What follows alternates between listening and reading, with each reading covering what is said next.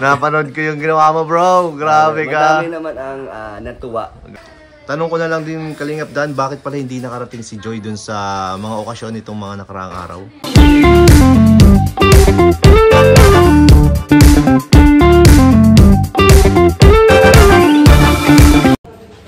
Yun, hello po mga Kalingap. Welcome back po sa ating YouTube channel. This is me again, Kuya Nel. And mapagpalang araw po sa inyong lahat, guys.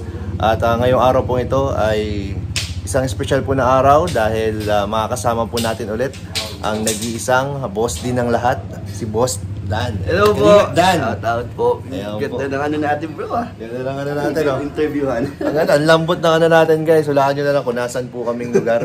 Kayo na bahala. Kung mga solid kayo, alam nyo po kung saan itong lugar na to. Shoutout po kay sa may-ari. Shoutout sa may-ari nito. Ayan. So, andito tayo para kamustahin at magbigay update sa atin si Kalingap Dan sa mga nangyayari sa buhay niya at lalong-lalo na po sa Danjoy. So, let's go, guys! Go! So, ayan, si Boss D. Ayan, kamusta, bro? Okay lang, bro. Ayan, at happy. Ang daming mga ganap nitong mga nakaraan, bro. Halos araw-araw may ganap. Busy ang Kalingap. Siyempre. Dahil sa ang birthday ni Kuya Jomar. Ayun, grabe yung suporta mo kay Papa Joms. Napanood ko yung ginawa mo, bro. Grabe ka. Madami naman ang natuwa. Grabe, ang daming humanga sa'yo. Hindi humanga. Natawa. Hindi, kasama na rin yun. At least napasaya natin. Yun naman talaga ang purpose kaya tayo nag-celebrate. Para mag-enjoy. At ngayon nga, guys, at alam naman po natin na si Kalingap Dan at si Joy ay official na. Iyan, no? Grabe. Isang official na po sila, guys. So, ano bang asahan namin sa inyo ngayong legal na kayo? Legal na? Oo. Ano lang, sabi naman namin ni Joy, wala man magbabago. Hindi naman malaki yung pagbabago ng ng samahan namin kung ano dati. Ganun pa rin, chill lang. Tapos hindi naman required na oras-oras or dapat magkita araw-araw kasi syempre nag-aaral siya. And ayaw niya rin nung gano'n na mararamdaman niya na parang masasakal siya or maghihigpit kasi ayaw natin maramdaman niya. Gusto ko pa rin siya. Malaya pa rin siya sa oras niya. Pero naman, syempre ngayon, naman kami. Updated naman lagi kahit di kami nagkikita. Tuloy-tuloy naman ang aming komunikasyon. Yan, no? Tsaka ako talaga, bro, sa inyo, dyan ako talaga humanga eh. Alin? Talagang walang pressure sa inyong dalawa, di ba? Oo, lang, makikita naman na pag magkasama kami niyo, parang chill lang, parang di ba? Parang nagkakaintindihan talaga kayo. Alam niyo yung mga priorities ng bawat isa. Yun naman talaga din kasi ang namin. Parang matured na yung ninyo. Napagkasunduan ni Joy. Ang galing nga ni Joy kaya na pagkakasunduan talaga. Nakakabilib si Joy na kahit may malayo yung gap natin sa kanya. Pero siya, matured na. Matured, no? Matured si Joy. Nakakaintindi, nakakaunawa sa mga sitwasyon. So, ang ganda ng ganyan lang. Lang kami, low-key lang. Low-key lang, yan. Pero syempre, minsan, kung magkakaroon kayo ng mga, ng mga tampuhan, is normal lang naman yun. Normal lang yun at maayos din yan. Yan. Kasi, papangunahan na natin yung mga viewers, baka sa future, magkaroon kayo ng mga tampuhan, hindi sila sanay. Normal yun. Normal yun, di ba? Mangyayari.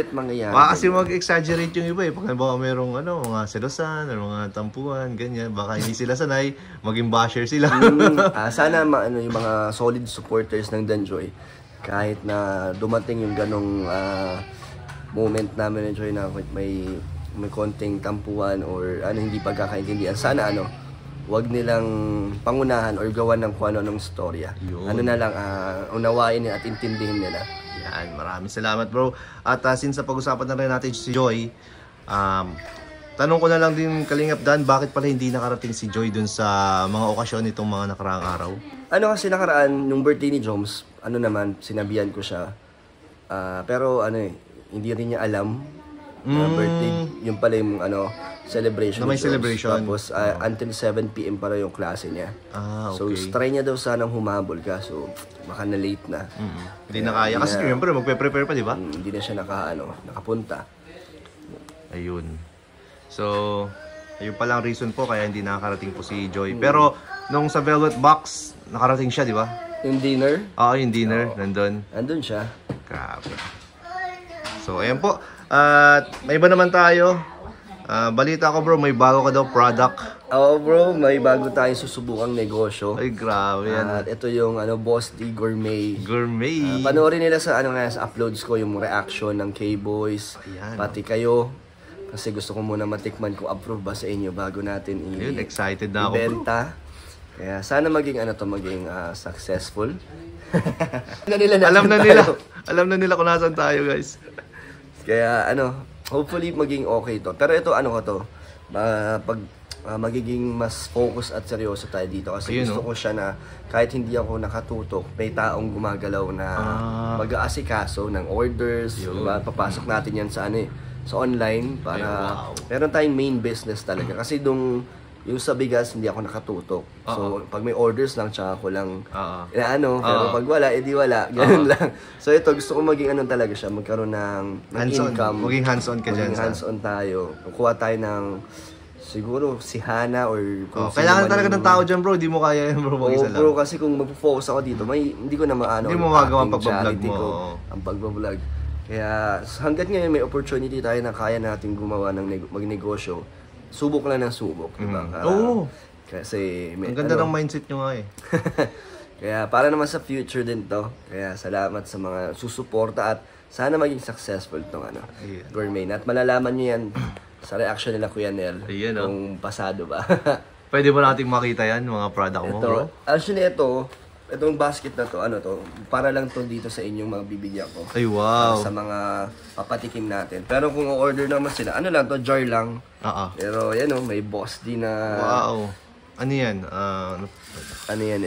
Bangus, gourmet bangus. Gourmet bangus. Meron tayong tinapa at tuyo. May spicy and original flavor. Wow. So, magiging yan. Abangan nila kung kung magkano yan and kung paano siya umorder. Pero bala ko gawin siyang nationwide, buong Pilipinas. Wow. Pero syempre sagot nila ang shipping fee. Yun. Pero sana so maging okay. So kailan ba maging available Boss D ang yung Gourmet? Pagkatapos kung i-upload yung mga reaction nyo. So na siya, ready na siya para sa orders. Ayun. Yung bang yung orders na yan, ready na siya or sa sa i-ship or sa dito lang muna? Sa ngayon, parang pag may order na, may order ready na tayo mag-ship din. Pwede na rin i-ship. Kasi yun naman ang mga supporters kasi nagtatanong na kung paano order. So, syempre iba-ibang lugar yun. Kaya doon tayo magiging dapat ready din tayo. Kasi baka mamaya biglang dumami order. Pero sa ngayon, onti pa lang yung stocks ko. Wow. Pero pag nakita kong malakas, tuloy-tuloy na. Tsaka maganda niyan bro, pwede ka rin mag-live selling. Live selling. Live selling. So, yan? Abangan nila lang. Tsaka supportahan natin guys kasi yung mga kikitain po dito ni Boss D ay maganda rin naman ang patutong papupuntahan yan. Ang portion po niyan ay syempre ipantutulong po ni Kalingap Dan sa kanyang mga charities, charity vlogging. Ayan. So maraming salamat Boss D. Thank you bro. Thank you so much sa yung sa yung time at napagbigyan mo ko ngayon. Tagal-tagal kitang hindi na-interview bro. Ini-interview. Na-miss kita rin ng mga viewers. Na-miss mo ang Danjoy. Na-miss ko ang Danjoy. Ay, grabe Thank you, po. bro. So, Thank you sa support pa rin sa sa Danjoy, di ba? Salamat. Yan, grabe po. Sana Danjoy ulit. Sana may Danjoy ulit. Bago episode. Susuportahan ka nun, bro. Pag nakita nila na nasaan ako, nandun din sila. Ay, wow, ganun grabe. Sila kasolid. Oo, ganun talaga sila sinasabi nila eh. Danjoy, napakabait niyan. Kaya... Tsaka, sana... Excited ako kasi yung sa susunod na episode ninyo, di ba? Iba-iba na eh. Kasi ang dating is... Iba nang abangan eh. Magjowa na yun. Pero hindi naman kaya? ibig sabihin nun ay magiging na kami, yung masyadong mag-iiba showy, masyadong clingy. Kasi hindi rin maganda sa paningin ng iba, di ba? Diba? Hindi rin kami gano'n ni Joey. Parang, more on kami, parang gusto namin casual. Private. Casual lang. Walang anuhan sa sa camera or ganun lang din. Wala masyadong lambingan. Walang masyadong lambingan o yung mga masakit sa mata. Minsan, Masakit naman ito ng iba. so, sa iba, yung Sa mga iba. magagalit sila. Yeah.